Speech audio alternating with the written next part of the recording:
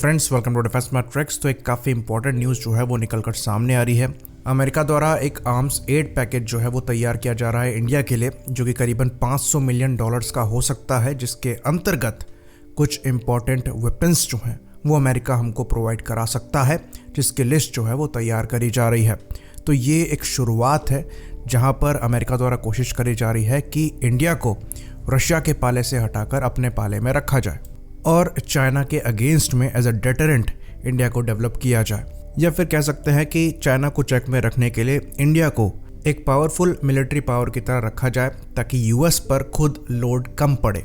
इसमें हमारा भी फ़ायदा है, हमें अपनी मिलिट्री कैपेबिलिटी को चाइना के अगेंस्ट में बेटर करना ही है ताकि जो फ्यूचर में चाइनीज़ थ्रेट बढ़ रहा है उसका हम सामना कर सकें इक्वल पावर से। तो $500 मिलियन कोई बहुत ज़्यादा अमाउंट नहीं है अगर अमेरिका चाहता है कि हम रशियन वेपन्स को छोड़कर वेस्टर्न वेपन्स की तरफ जाएं, क्योंकि हम काफ़ी बड़े नंबर में रशियन वेपन्स को ऑपरेट करते हैं। और अगर खाली एक दशक की ही बात करें तो करीबन $25 बिलियन के वेपन्स जो हैं हमने रशिया से खरीदे हैं। तो ये कोई बहुत बड़ा अमाउंट नहीं है, पर शुरुआत है। तो ये एक जेस्चर की तरह है जो कि आगे के कोर्स को दर्शाता है। तो ये बात आपको बता दें कि ये जो $500 मिलियन का आर्म्स एड पैकेज है, ये अमेरिका द्वारा प्रोवाइड किए जाने वाले आर्म्स एड पैकेज में तीसरा सबसे बड़ा है। पहला सबसे ज़्यादा जो पैसा मिलता है वो इजराइल को मिलता है, फिर इजिप्ट को मिलता है, और तीसरे पर अब ये इंडिया को ऑफर कर रहे हैं। इजराइल की बात यहाँ पर हम विस्तार में करेंगे क्योंकि ये चीज़ हमने देखी है कि इजराइल ने अमेरिकन आर्म्स एड पैकेज का काफ़ी अच्छा खासा फ़ायदा उठाया है और खुद की डिफेंस इंडस्ट्री जो है वो खड़ी की है, जो कि काफ़ी ज़्यादा सोफिस्टिकेटेड है। तो इस चीज़ पर हम विस्तार से बात करेंगे, लेकिन इससे पहले अपने प्रमोशनल पार्टनर का एक छोटा सा मैसेज जो है वो देख लेते हैं। तो अनअकैडमी का जो परिश्रम NDA 2 बैच है वो स्टार्ट कर दिया गया है और ये मई 18 से यानी कि आज से चालू है और अगस्त 14 तक चलेगा। ये बात आपको बता दें, अगर आप NDA की तैयारी कर रहे हैं तो यहाँ पर आपको काफ़ी अच्छा खासा फ़ायदा हो सकता है, क्योंकि NDA के बैच कोर्सेज में 20% ऑफ जो है वो भी दिया जा रहा है अनअकैडमी द्वारा, जो कि वैलिड है मई 19 तक। तो यहाँ पर अगर आप हमारा रेफरल कोड यूज़ करेंगे जो कि मैट्रिक्स 10 है, आपको 10% के बजाय सीधे 20% ऑफ मिलेगा। तो ये आपके प्लान में सेविंग भी करेगा, साथ ही साथ आपकी NDA की तैयारी को मजबूत करने में भी मदद करेगा। तो जितने भी इंपॉर्टेंट लिंक्स हैं वो आपको डिस्क्रिप्शन में मिल जाएंगे। हमारा रेफरल कोड याद रखिएगा मैट्रिक्स 10, जो कि डिस्क्रिप्शन में भी मौजूद है।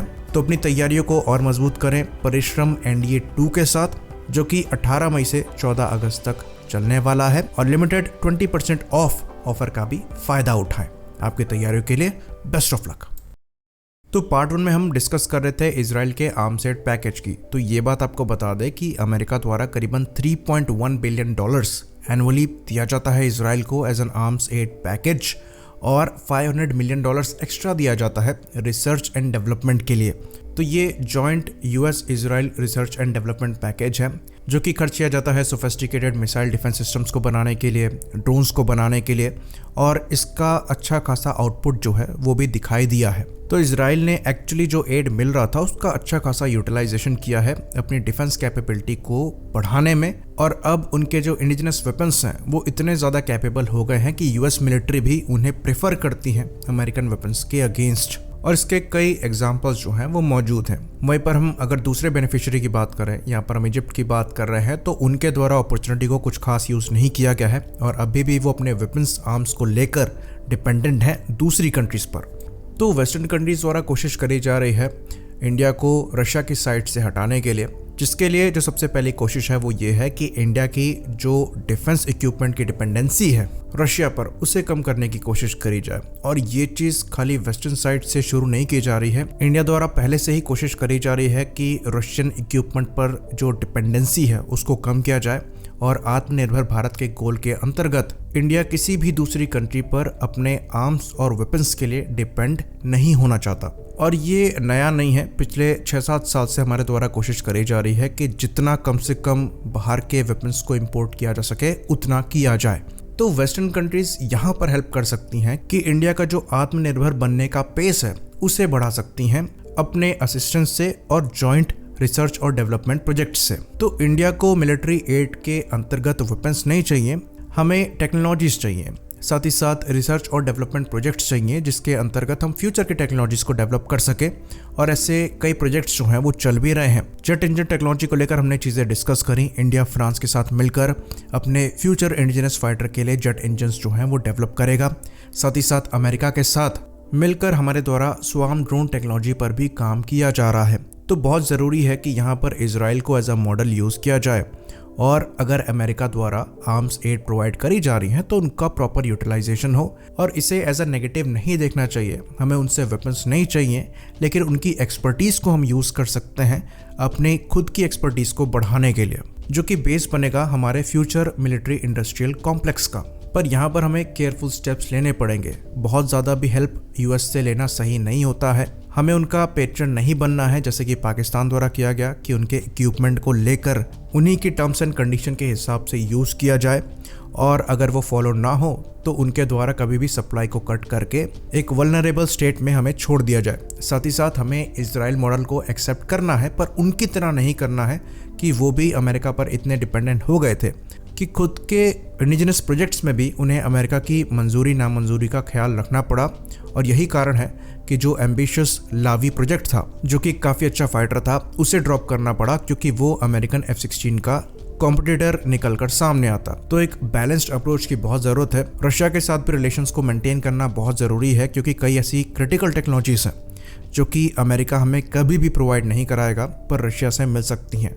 यहाँ पर हम न्यूक्लियर टेक की बात कर रहे हैं, जिसके अंतर्गत हमारे द्वारा न्यूक्लियर सबमरीन्स जो हैं वो बनाई गई हैं। तो क्रिटिकल टेक्नोलॉजीज भले ही रशिया द्वारा प्रोवाइड कराई गई हैं, पर उनके द्वारा भी हमारा काफ़ी फ़ायदा उठाया गया है, हमारे पैसे का फ़ायदा उठाया गया है। Su-30 MKI की डील में हमारे द्वारा ऑलमोस्ट 300 के आसपास एयरक्राफ्ट लिए गए, लेकिन आज भी स्पेयर्स के लिए हम रशिया पर डिपेंडेंट हैं। तो हर कोई इतना फेयर नहीं है। हमें संभल कर यहाँ पर अपने स्टेप्स रखने पड़ेंगे और जहाँ से हमारा फ़ायदा होता है हमें वहाँ से चीज़ों को लेना पड़ेगा। तो इंडिया द्वारा भी यहाँ पर इंडिकेशंस दिए गए वेस्टर्न कंट्रीज़ को कि वो रशिया की साइड से थोड़ा सा पीछे हट रहे हैं, जिसके अंतर्गत हमारे द्वारा Mi-17 V5 हेलीकॉप्टर्स की जो डील है उसको रोक दिया गया। उसके बाद Su-30 MKI के जो अपग्रेड्स थे और एडिशनल एयरक्राफ्ट थे उनकी डील को रोक दिया गया। और फिर नेवी के Ka-31 हेलीकॉप्टर्स की जो डील थी उसे भी अनिश्चित काल के लिए टाल दिया गया। और ऐसा लगता है कि जो Ka-226 हेलीकॉप्टर की डील होने वाली है उसे भी रद्द कर दिया जाए और इंडिजिनस LUH के यहाँ पर ऑर्डर दिए जाएं। तो यहाँ पर इंडिया द्वारा भी इंडिकेशन दिए जा रहे हैं कि हम रशिया की साइड से थोड़ा पीछे हटना चाहते हैं और अपनी डिफेंस डिपेंडेंसी को रशिया से थोड़ा कम करना चाहते हैं। तो इस आर्म्स एड पैकेज पर इंडिया का क्या रिस्पॉन्स होता है ये देखने वाली बात होगी, पर हमारे हिसाब से ये काफ़ी अच्छा मौका है रशिया से अपनी डिपेंडेंसी को कम करने का और आत्मनिर्भर भारत के गोल को स्पीड अप करने का। लेकिन हमें यहाँ पर केयरफुल रहने की भी ज़रूरत है। आई होप इन्फॉर्मेशन क्लियर हो। इसी बात पर हम इस वीडियो को ख़त्म करेंगे। लाइक करिए, सब्सक्राइब करिए। जय हिंद।